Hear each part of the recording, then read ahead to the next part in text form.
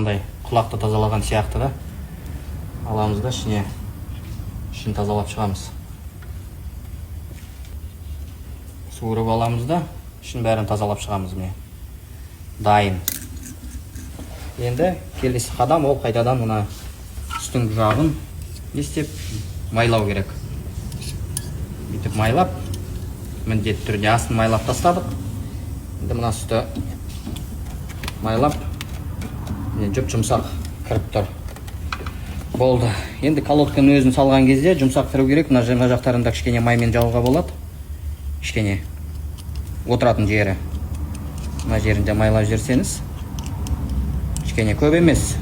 Көп май ол жаңағыдай мына дискіге ағады. Біріншіден қызған кезде, екіншіден шам тартады. Сәл ғана жіп-жіңішке қылып бүйтіп майлап жерсеңіз, ешқандай несі болмайды оның. Кері әсері болмайды, достар. Жұмсақ кіріп отыр.